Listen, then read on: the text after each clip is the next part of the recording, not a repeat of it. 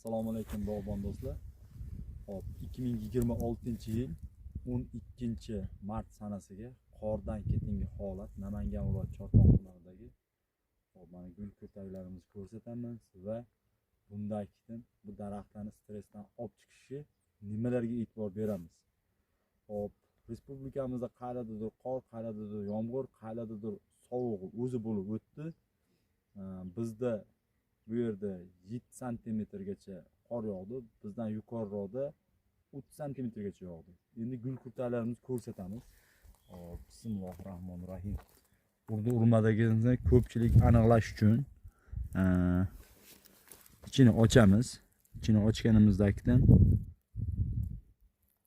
hop mana qoraydi degani уже hop urib ketdi degani. Endi ba'zi bir qismlari qolgan bo'lsa, bularga stressdan olib chiqish uchun bor sepamiz. 10 litr suvga 10 gram. Amino kislota sepamiz 10 litr suvga 10 gram.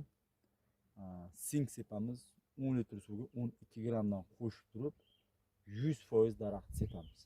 Bu ba'zi bir kurtaklar qolgan bo'lsa va daraxt stressdan olib chiqib ketish uchun ishlaydi. Yana bitta narsasiga e'tibor beramiz.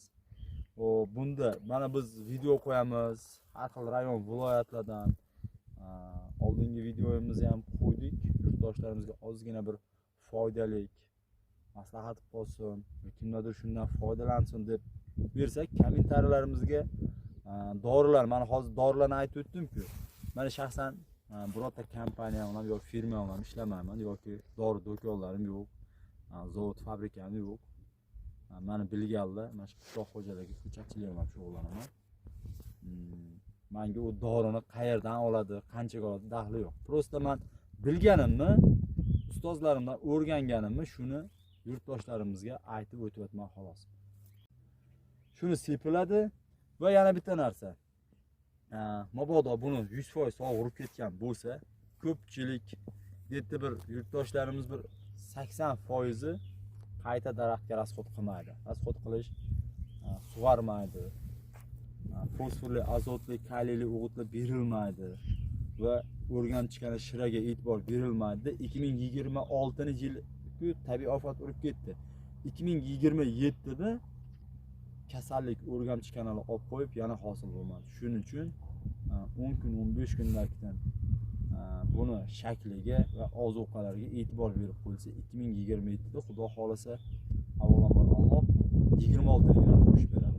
Bizni qo'llab-quvvatlab, layklarni bosib kuzatib borasizlar.